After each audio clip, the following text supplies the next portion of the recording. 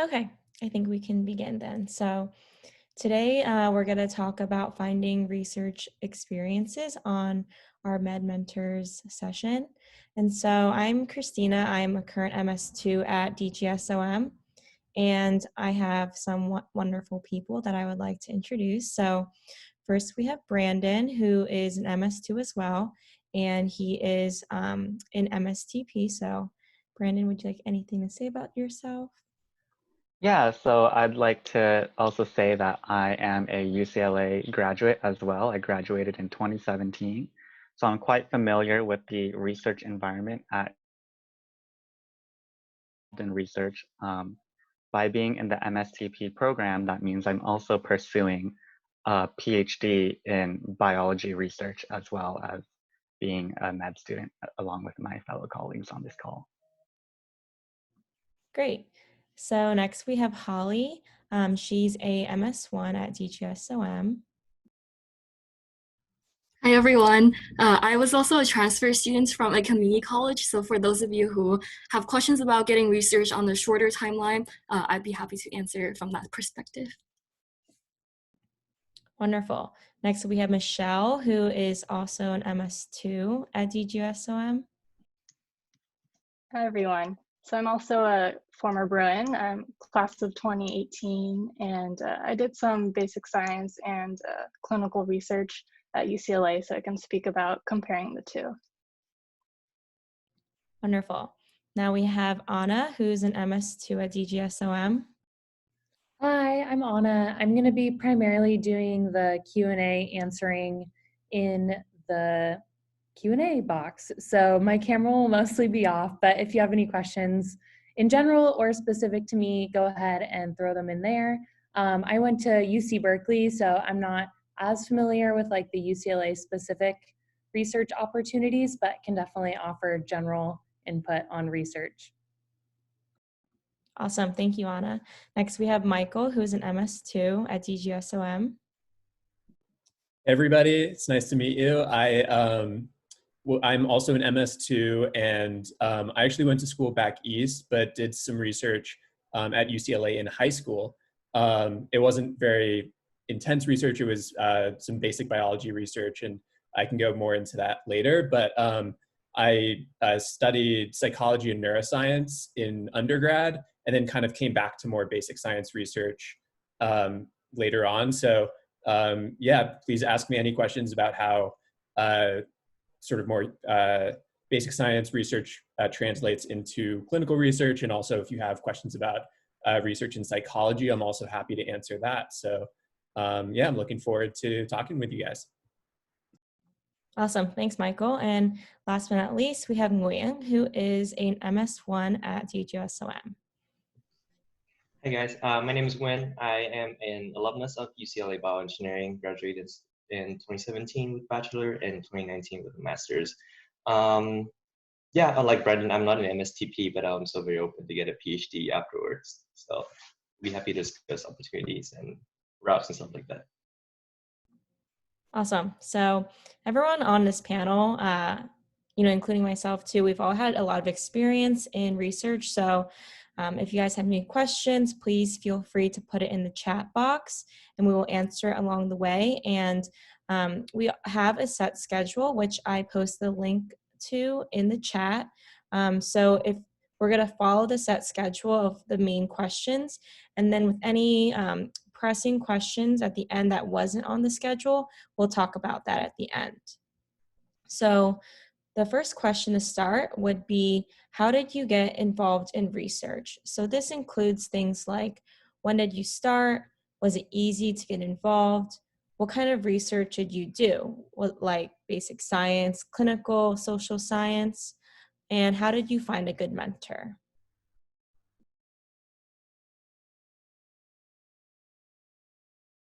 So I can talk about that a little bit. I had sort of an unconventional start to my research experience because I started a little earlier in high school. But really what I was doing initially was kind of menial tasks. I was in a lab at UCLA that I had gotten connected to basically by asking a friend of a friend's parents who ran a lab at UCLA.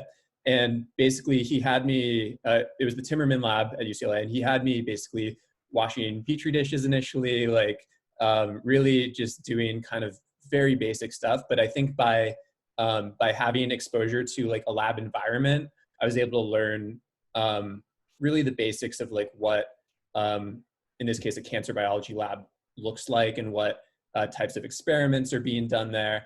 And I think that was a great way to get started. It wasn't real research at that point, but I know most of you are undergrads, so I think just having an initial like experience, even if you're not designing your own experiments and you know, being like a first author on a paper, I think any experience is worthwhile, and you kind of gradually can build up to more involvement, more independence. But just getting involved early, I think, is great, even if it's not maybe as like involved as you want it or want your experience to be ultimately.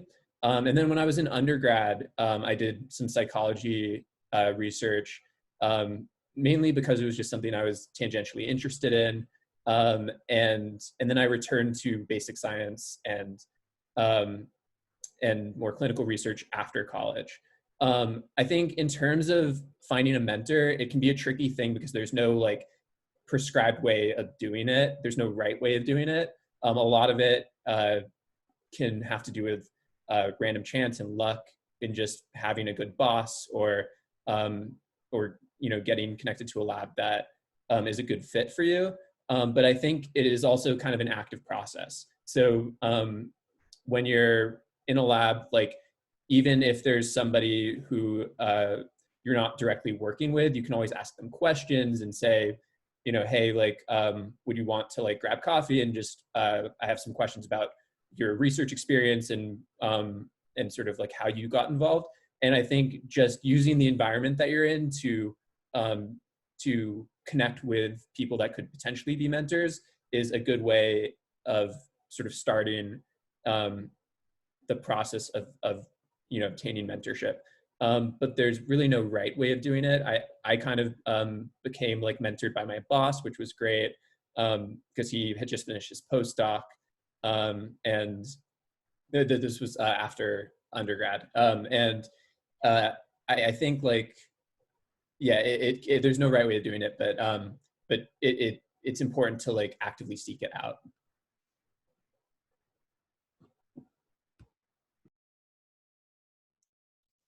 So there are great points there, Michael. Thanks for sharing. I have some points that are very specific to UCLA that I want to mention.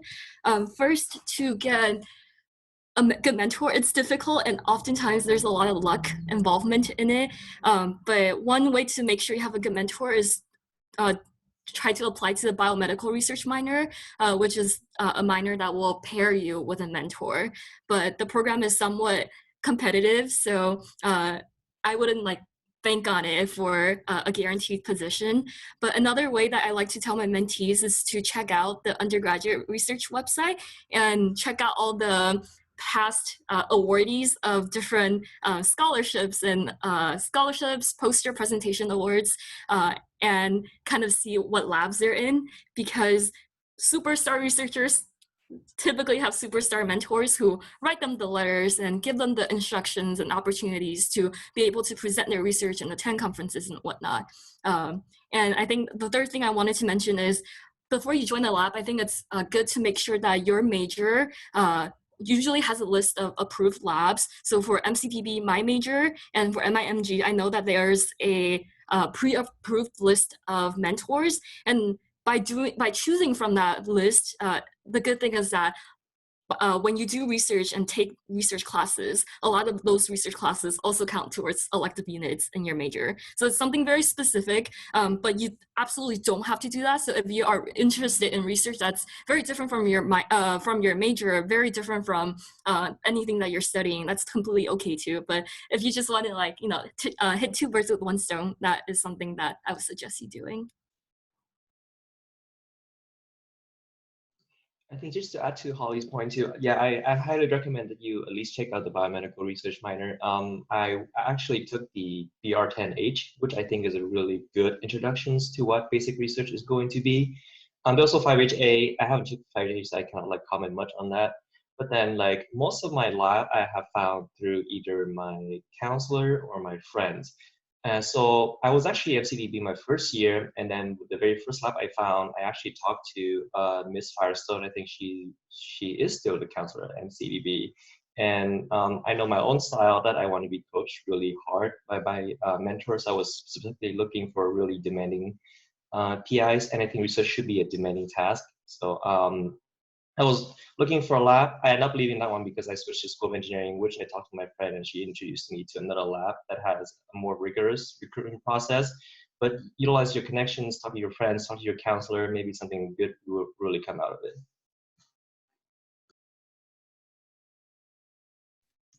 I also want to second that I think the biomedical research program is great, and I had a similar experience with Michael in that I did some research in high school. So I'm going into college, I knew that it was something I was interested in. I ended up starting research in my freshman year. And I came in interested in neuroscience and psychobiology. So I joined a learning and memory lab. And the way I found the lab was I just went online, and since I already knew like what areas of research I was interested in, so I went and like looked at the department of neurobiology and looked at all the PIs and what their research areas were. And I joined a lab that way. And the lab I joined was a little bit on the bigger side. And I realized like after a year in the lab that I think I wanted to join a lab that was a bit smaller so that I could have more direct mentorship from the PI. So I would say that when you're looking for labs, that's something that you can also keep in mind because in the learning and memory lab I was part of, I didn't really get the chance to interact with the PI that much just because he was very well known in the field and was always at conferences. So I realized that like for me, like part of the research experience is having that mentorship. So I like decided that I wanted to join a different lab, and my interests had changed to more of the cancer field at that point. So I again like went online and used a similar process to find PI, and I was much happier in that smaller lab because there were also less undergraduates in the lab, and I was able to have like my own project and just more chances to be more actively involved in the research. But when I was selecting that second lab, what I did was I actually talked to some of the undergrads that were actually in the lab already, and I asked them about their experience working with the postdoc and interacting with the PI. So definitely, this was mentioned before, but speaking with some of the current lab members to get a gauge of what like the vibe is in that lab can be really helpful. Yeah, fantastic points made by everyone. I agree 100% with what everyone has said. So I'll talk a little bit about my experiences. I also started research, I guess, after high school and before college. So that summer before starting UCLA. And I had actually applied to UCLA as a business major, and I randomly decided to do this research experience.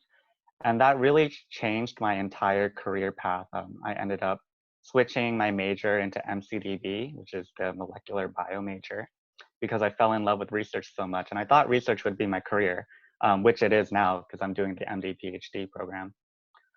So between that summer experience before college and then entering medical school, I had been involved in 5 different labs, and I've done a ton of different research. I've done basic science. I've worked with mice, I've worked with flies, cancer cell lines. Now I currently do bioinformatics, which is like all genomics data. So I don't touch chemicals or animals at all. So a lot of different experiences. And the reason why I kind of took that approach was, yes, I had 2 main labs that consist, most of my experiences. But then I took advantage of different research programs and summer programs, explore different areas of science. For example, so the website that was mentioned earlier, the Undergraduate Research Center, I'll post the link again. I highly, highly recommend. It lists like, I think there are like at least 20 scholarships on there that you can look at. And honestly, all you have to do is write a few essays, apply. You don't even have to interview. And if you get the scholarship, you get a bunch of money, and you get like this super cool like designation that you can put on your resume, and you get a great research experience and an opportunity to, you know, explore different areas of science. So every summer I was doing some different research thing. Through some of the scholarships that are on that website, I was able to travel abroad to China to do research. And that was my introduction to cancer research, which is what I'm doing now. So yeah, lots of ways to get involved. I think you guys are super lucky being at UCLA because I don't think that I've ever heard of anyone who's actively sought out a research experience and hasn't been able to find one. It might not be like the best one, like the first time that you try to find a lab, but it's like not that hard to actually find a lab to begin doing research and exploring your interests. So you're super fortunate there being at UCLA. And then, yeah, totally agree with Michelle's point about big and small labs. They are quite different. My initial labs tended to be on the smaller side, and I thought that that was super helpful for my research training because, again, as she said, you get a little bit more attention from your professor. So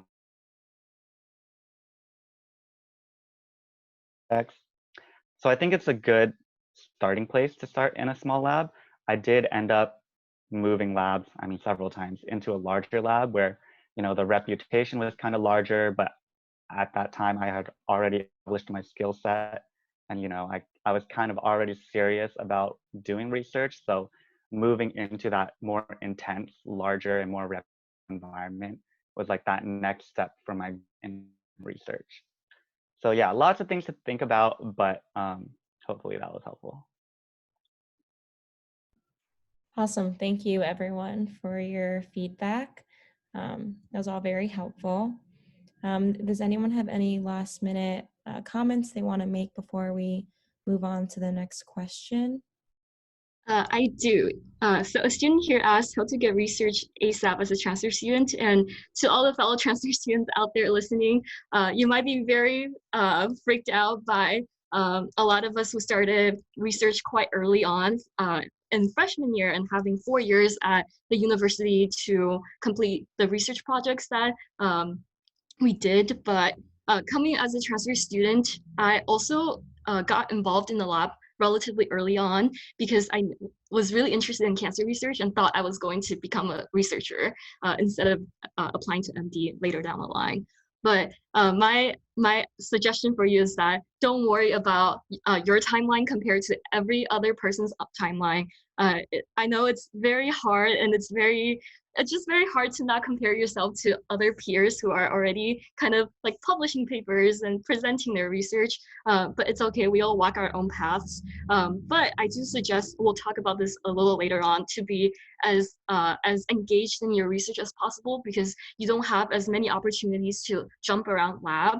And I also want to kind of touch on the point that research, at least in the sense of like applying to med school, the research like we talk about can encompass all sorts of different research. Like you can do literature research or research in like other humanities field, but you can also do, let's say you take a class and you do a very extensive research project and you write a paper on it, and then you have opportunities to present at like the undergraduate research poster week, and you know those can count as research as well. So as long as you kind of engaged in scholarly work and subsequently kind of shared that work, I'd say that's very significant research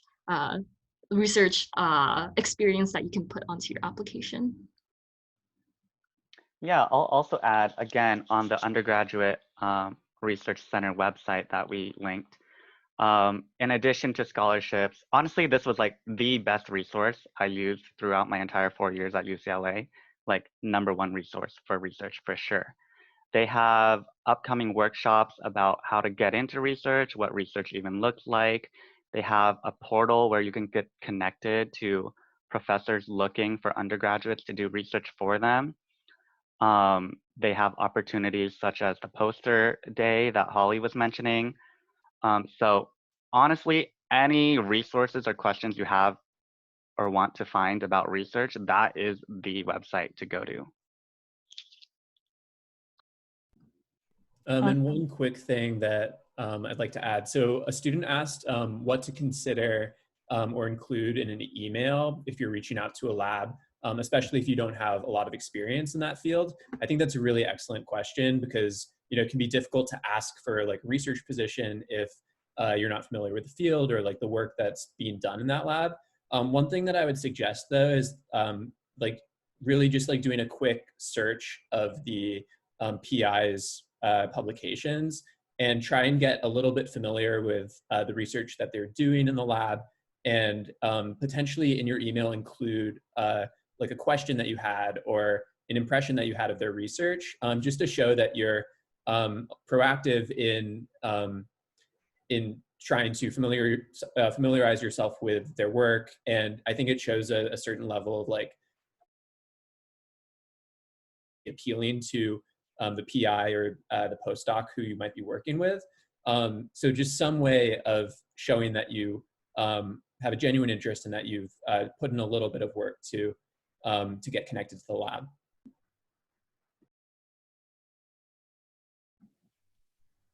I also wanted to add that while there's a lot of great research programs at UCLA, also don't be afraid to look at some of the outside programs as well. So for example, I was involved in the Cedars-Sinai summer research program after my junior year. And that program actually led to a paid internship and then a job during my gap year. So I would say there's a lot of research opportunities outside of UCLA as well, like just in the LA area. So just don't be afraid to like check out those programs as well. Kind of going off what Michelle said, in my gap year, I actually did research at the NIH, and they have like a research program called the IRTA, IRTA, if you guys want to write that down. So it's like a paid job that you can do for 1 to 2 years where they pay you around $30,000. And you get to live in Bethesda, which is like right outside of DC. And you basically have like all of the research resources of the NIH. So it's a great place to be in terms of research, in terms of gap year. That's a great conversation starter for medical school application processes. And if you're in college, they have summer research programs for college students as well. So this is something that you guys should definitely look into if you're okay with moving across the country. So, so sorry. Another student asked whether to email the PI or the lab manager. Since we're talking about the concept of emailing, and I also got into my lab by emailing before I entered UCLA. I think that you should email, in most cases, email the PI because the PI will make the decision or connect you to other personnel like the postdocs or graduate students who will be directly mentoring you. But they are often really busy, so don't be afraid to not constantly, but respectfully follow up and ask if your email made it to their inbox safely. Great. Okay, and then I think like kind of going off of what you said, I saw a question in the Q&A, how effective is it to cold email PIs? And I think that honestly, at the end of the day, you have nothing to lose. And this kind of goes with even when you're a medical student, emailing attendings. You kind of just want to like email everyone because you don't know who's going to reply. And the worst that can happen is that they don't reply. So don't feel shy and just throw yourself out there. Absolutely. However, you can't just send a generic email to everyone that you emailed applying to labs for. You can't just say, hi, fill in the name. I'm super interested in doing research. Like, can we talk? Sincerely, Brandon Tsai. Like, that doesn't work. You kind of have to personalize your email to every individual lab and kind of explain why you might be interested in that lab in particular. For example, hi, blah, blah, blah, my name is blah, blah, blah. Like, I'm interested in cancer research because blah, blah, blah. And I looked into your lab website and it seems super interesting and fits my interest. Can you maybe schedule a time to talk or something like that? So you definitely cannot just mass email professors with the same email because that's going straight into like the delete pile.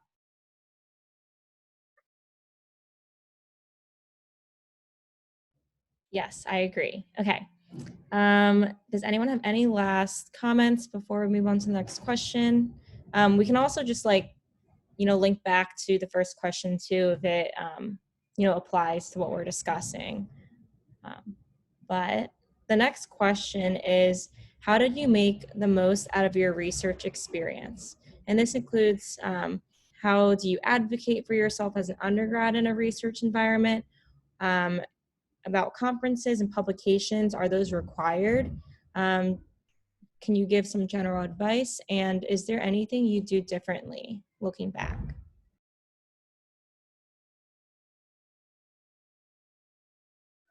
So I'll make a comment about what Holly brought up earlier.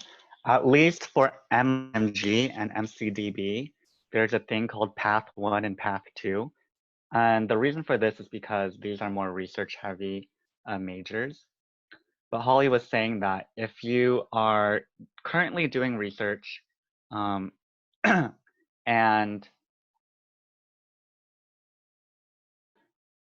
it divides the major into two paths. Path 1 is for students who are not doing research, and then Path 2 is for students currently doing research. And the reason for this is that in Path 1, they teach students who don't have research experience how to do research. However, students who are already doing research don't really need to learn that. So they have Path 2, and basically your research counts as units towards their major. So you don't have to do any additional work. So it's really nice if you're already doing research to do Path 2 because you skip out from 2 classes that are pretty tedious from what I've heard. I did Path 2. I actually switched my major just to take Path 2 so I could skip out on those classes. Because you don't need to be taught how to do research if you're already doing it. So if you are looking into MIMG or MCDB, definitely look into the difference between Path 1 and Path 2 and see which one fits your situation the best. On the similar topic, I also did Path 2, and I was also in the biomedical research minor. So the senior thesis that is required for the minor can overlap with the thesis that you need, not the thesis, the paper you need to write for the Path 2, so to speak. And then it can be the same paper as the paper you submit as your departmental honors at the end of your senior year if you want to be awarded departmental honors. So if you really want to get the most bang for your buck, I think that's like a very easy way to hit all 3 requirements.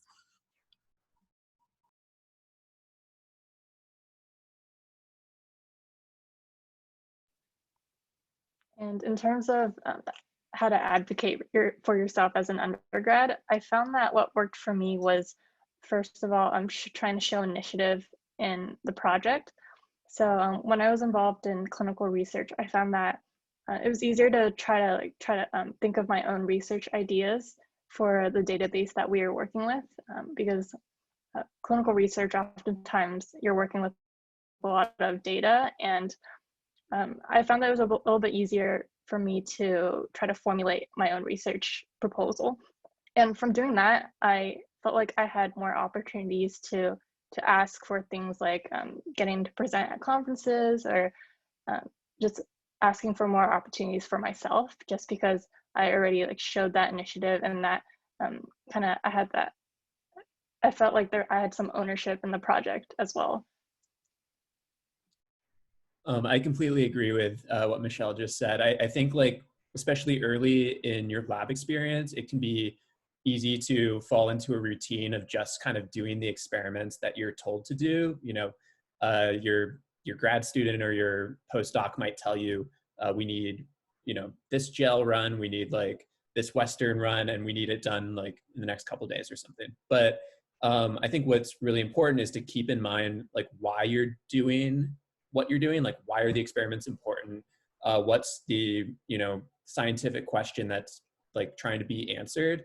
And I think that can be a good sort of gateway to get involved in like designing experiments. If at lab meetings you have a question, it's good to ask it and to like really show that you're thinking about sort of the logic behind the experiments that you're running. And I think additionally, like once you have sort of established yourself in the lab, maybe after a couple of weeks or months, asking for like additional responsibilities can be really important. Because if I think if you don't ask for those opportunities, sometimes it'll be assumed that you're happy just doing kind of like the same set of experiments. And I think it's, you know, one part of the reason that you're doing research is to build like this arsenal of skills that you have that you can apply to other projects and other labs. And so being, you know, courageous enough to ask like, hey, could I try this type of experiment? Or could I like maybe like design my own experiment or like do this side project can be a good way of like expanding that experience. And like literally the worst thing that can happen is they say no and you say okay and you move on. So there's really no downside to asking. One way, if you're like me and somewhat timid about asking for more opportunities and being proactive, a good excuse you can come up with is to take classes like the biomedical research minor or the path to we were speaking about earlier. So those force you kind of to be engaged in your research because those classes have discussion of your research built into it. So you have to give a presentation, let's say in one of the biomedical research minor classes, and you have to make a poster in one of the MCDB Path 2 classes. So those you have to stay engaged in, but also some of the requirements you have to write a thesis. And if you don't have a project, how do you write a thesis? So if you need a project to write your thesis, then your PI has to support you. So you can ask your mentor respectfully about these goals that you have to accomplish as a part of the requirements, and they kind of have they'll be less likely to say no to you because they're requirements for you. Once again, to advocate for the Undergraduate Research Center website. So how to make the most of your research, right? Like, so say you're already doing research. Again, there are a ton of scholarships that are on that website. So you have nothing to lose when you apply to these scholarships. It literally will take you like maybe 3 hours to write up a proposal or something. Or as Holly mentioned, like maybe you have one written already and like you just submit that and like you have nothing to lose and like thousands of dollars to so just like apply to everything, like all these scholarships. And once you have search, I definitely applied to like programs that I like did never imagined I would like be competitive enough to get, and like I got them. So it was awesome. Another thing that is on the website are things like UCLA Poster Day, which is like once a year. There's this giant convention basically or conference where all UCLA undergrads can present their research on a single day. So one year we had like 700 like presenters. So by presenting a poster, I mean, and like they accept everyone. So like if you apply, like you get to present, right? So that right there is already like a poster presentation that you can say that you did, you know, like you presented your research. It's like, it's pretty much like the same as a publication where you're like presenting your research. Instead of on paper, it's like in poster form. So there are just lots of ways that like, if you're already doing research, like put yourself out there, apply to scholarships, do poster presentations, like go above and beyond because you really have nothing to lose and everything to gain. I want to add that. Oh, sorry, when I spoken too much. Please. Oh, sorry. I was gonna add. So great point mentioned by all the panelists. I think like one thing that I really want to stress is, nothing can substitute for the time because like all good things takes time, right? So Generally, I recommend that if you find a lab, and I saw some of the questions, I don't recommend 2 labs just because of like the amount of work that you have to put in to make sure that you have a good project. So benchline is usually above 10 hours a week. You need to show up. You need to like think about the experiments, as Michelle and Michael already brought up. But then like the presence of you inside the lab will also show the people that you're committed to the project, and they're more likely to trust you with more materials. So sometimes you will have to ask for more responsibilities, but the way with my lab is run is like, if you're around and you're doing a good job, we trust you with more stuff. And then the last thing is, I typically think of research as more of like an enzymatic reaction. So there's like a really huge energy activation and then you stop off, right? So like it takes a lot for you to get over that gap, so that you need to shorten that time. Like the faster you shorten that time to get over that gap, the faster everything will come. And then based on my experience as well, it takes a really long time for you to like do the first stuff, and then like when results hit, it hits really fast. So that like if you can also like spend a lot of time to get like over the initial work, and then like the results just come a lot faster that way as well. Okay, Holly, sorry about that. No, very good points that you mentioned. I just wanted to add that a lot of times opportunities don't just fall on you. You have to seek for it. And I think this is especially true when it comes to undergraduate research.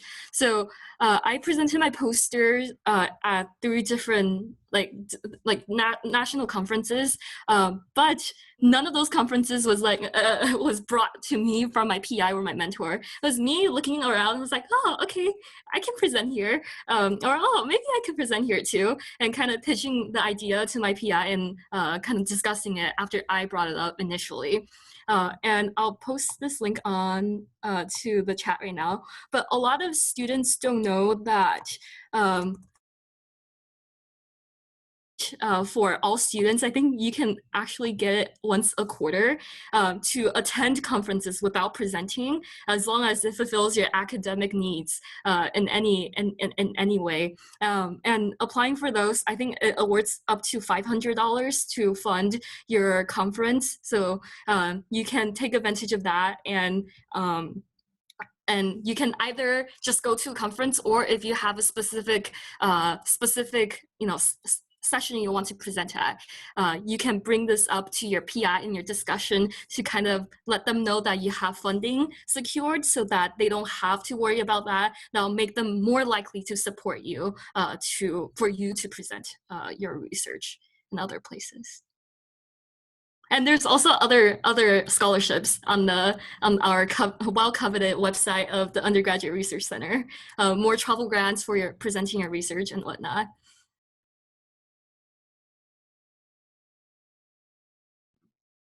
Great. Does anyone have any other anything else they want to add before we move on to the next question?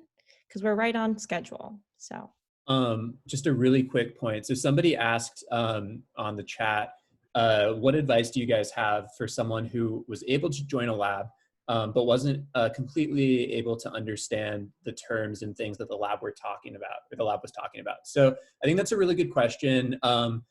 Like anytime you join a new lab, especially something that you're not familiar with in like a new field, there are going to be like a ton of new terminology and types of experiments that you've never heard of. And I think that's actually a really good opportunity to connect with the PI or like a postdoc or a grad student to ask about ways you can learn more. I think, first of all, it just shows like initiative, which is fantastic, but they usually will have had that problem when they were starting out in the field, and they might have some like books or resources that they can point you to help just maybe like flatten the learning curve a little bit, because there's going to be like a period of a couple of weeks where you just have no idea what's going on, and that's normal.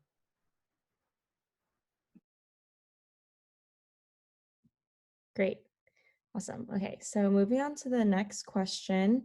How important is research for medical school applications? How did research influence your path to medicine? Were you asked a lot about it during interviews? And do you have to do research to get into medical school?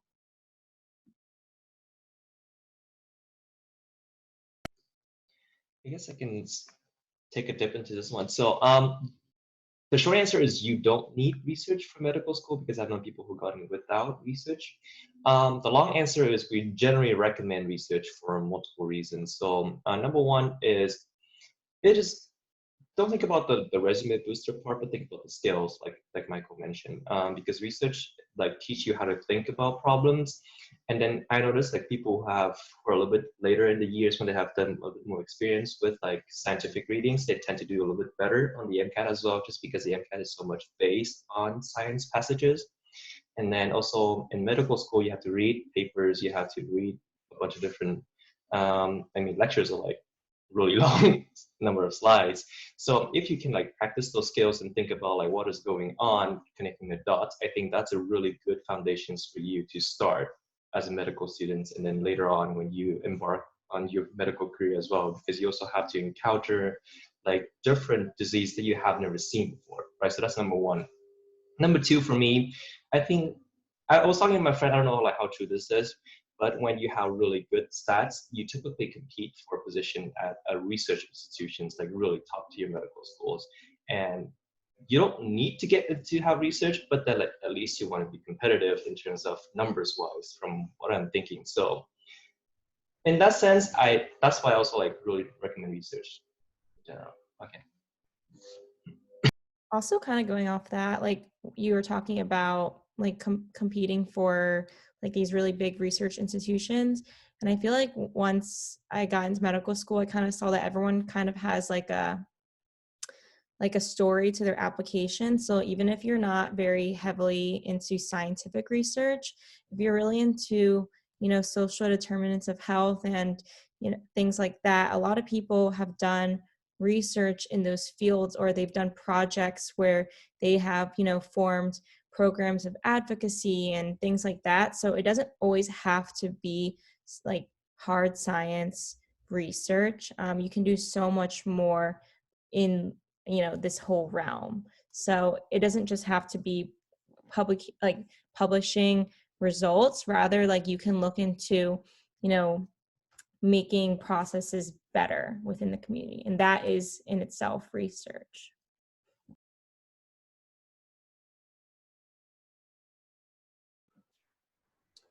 Yeah, I absolutely agree with that. I think like while research can be really helpful, it's not an absolute necessity. Like Christina was saying, like if you're passionate about like volunteer work and service work, I think those are also like incredibly powerful to see on an application. And I actually would just add here that I think volunteer work and some form of service work is necessary. Like you can't really apply to med school without having done some sort of service work. I think like that is actually really important. But this is a research talk, so we'll stick with that.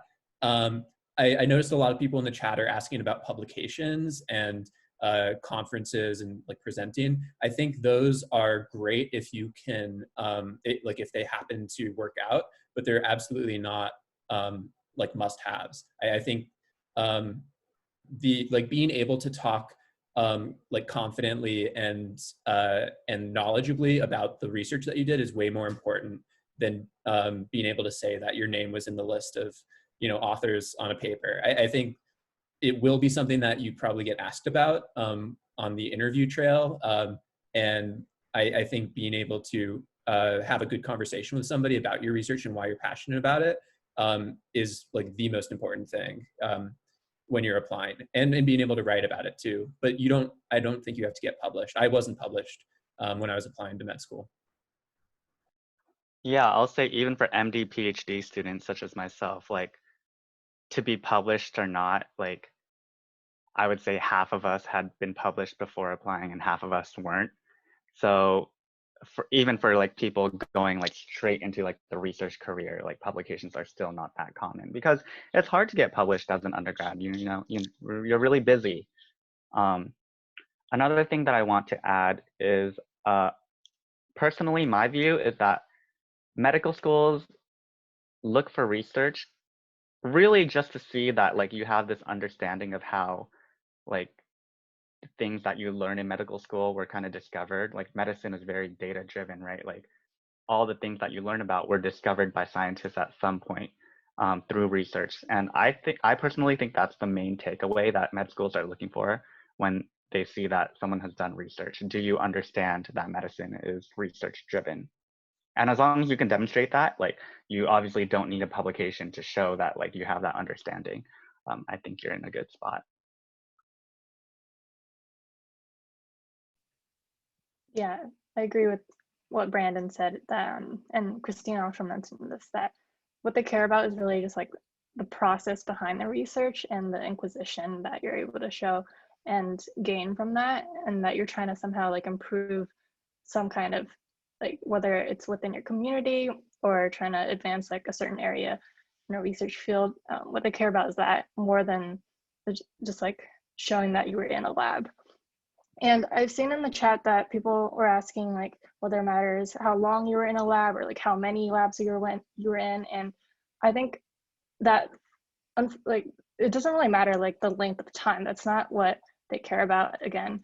And like some projects, unfortunately, they move a little bit slower, so it might require a little bit more time to show productivity. But there are other projects, in my experience, clinical research tends to move a little bit faster. So you can be involved in a project for like only a few months, and you can like show that you were able to have like results from that. So I really don't think the length of time matters that much. So don't be stressed if you like aren't involved in research starting your first year. On the topic of publications, I also did not get published, and I think that getting published is contingent on luck, but also the type of research you're in. So for me, I was in the translational laboratory. So for those of you who don't know, it's kind of the bridge between basic science research and clinical research. So for us, we were developing different drugs and testing their efficacy before sending them into clinical trials. And those have a lot of confidential materials, but it also has not a lot of like publishable materials. It's more like testing if the drug works, and kind of a more high. If you are in a lab that's more like kind of like a pharma lab, you will have less opportunities to publish, but that shouldn't restrict you from sharing the knowledge that you do know. But you can always discuss with your mentors and PIs about your likelihood of being able to engage in more scholarly work within your laboratory. I can definitely attest to the statement that Holly made regarding publications. Like, it really depends on a little bit of luck, like how early or how late you join the project, and then the nature of the project too. For example, I think I did 2 projects. One I published after 3 years, and the other one like took maybe 4 months. So it is really dependent, but as Brennan and Michelle already mentioned, it's really dependent on your thought process, and research will really get you accustomed to embracing on the unknown. And then that would be very important, because I was sitting in PBM this morning and have no idea what's going on. But that's a part of what medicine is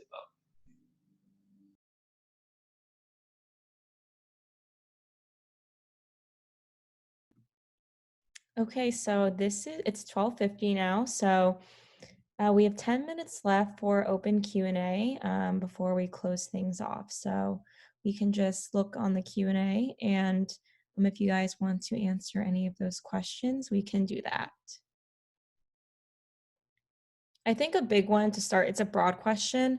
Can someone speak to the ways clinical research is different than bench work? Because I think this is a very general question that some people might be confused about.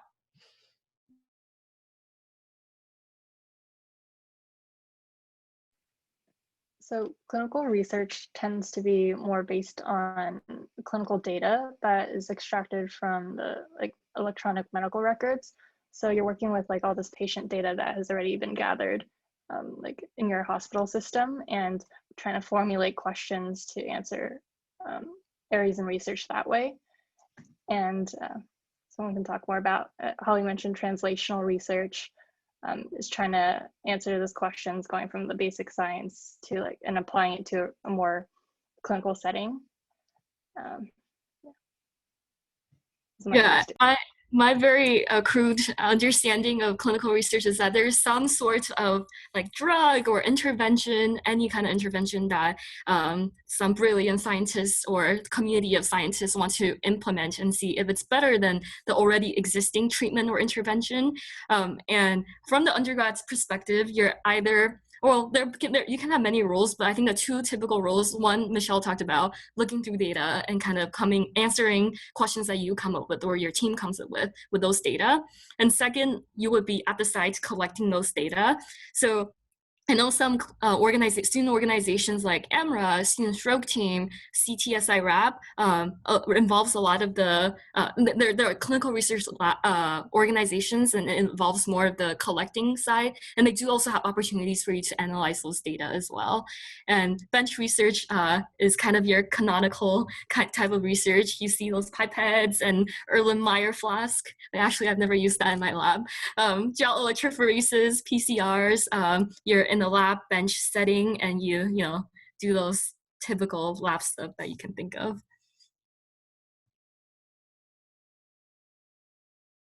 Great. Okay, I think that like covers most of it. And if you guys just want to scroll through the chat and then just start answering any questions that you guys think would be appropriate to answer for the whole group, that would be good. Yeah, I've been seeing a lot of questions about how to get involved in research, especially with COVID happening.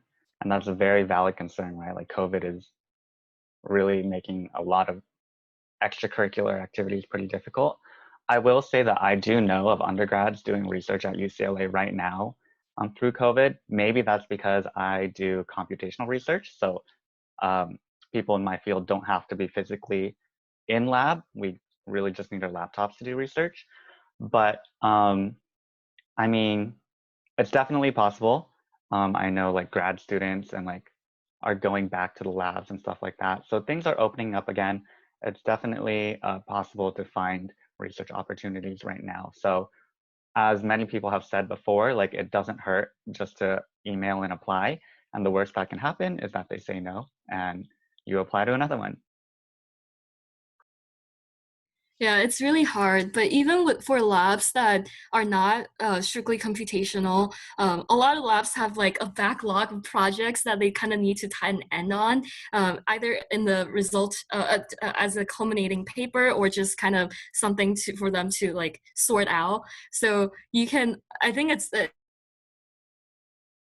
aged now, but you can always ask for if there's any like data that you need, like they need help with, or any existing projects that like they are trying to finish that you can take a part of.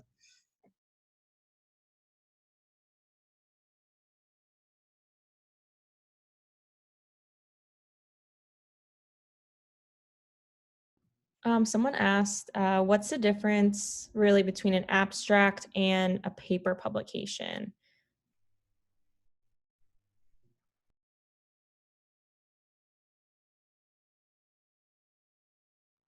So typically you need to submit an abstract in order for you to present your research or to get published. So your published work is very long. It has the abstract, but it also has other components of a typical paper like the introduction, methods, materials, discussion, all of the data, and whatnot. And poster presentation is similar, like a paper in terms of the relevant categories, but they're a lot more abridged and it is a lot less finished. So poster can be about something to present your progress, but a paper usually has a story and has like a very distinct point that you're trying to reveal to the scientific community.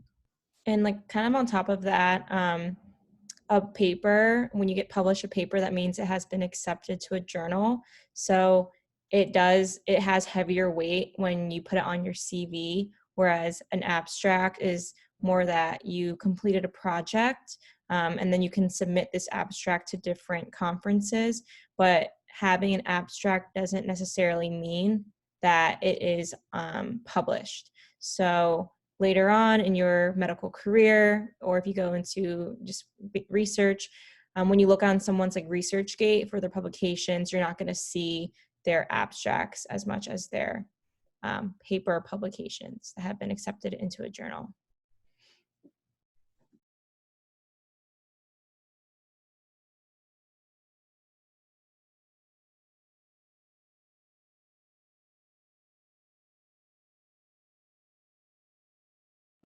So somebody asked about the issue of feeling like it's too late to join a lab, and especially as a freshman. And I think there's no rush at all. You could start senior year. You could even start after.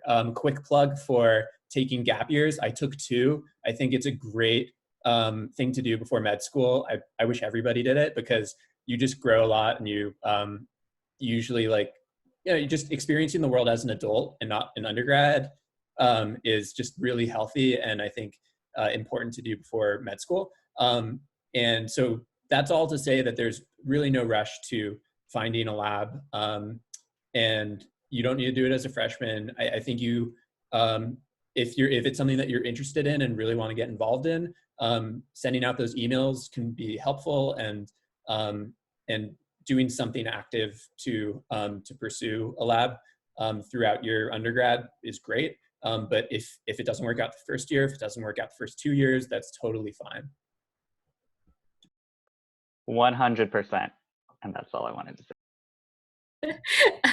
I think it's even more difficult for transfer students, because I definitely felt like I was running out of time. But a lot of us take gap year. So I also took 1 gap year doing research in the same lab I was in during undergrad. And that allowed me to be a lot more productive in the research world. Yeah. So definitely don't feel like you're tight on time. Your timeline is set by yourself and only yourself. Wonderful. Okay, I think we just have a minute left, so this is a good time to wrap up. If anyone has any other questions, I put my email in a couple of the answers in the chat. And if you guys want to put your email, I can just put my email in the main chat. And if you guys would like to put your email in, if you are open to students contacting you after, please do so. And I think this is a good time to conclude our session today on finding research experiences. Thank you so much, everyone, for attending today.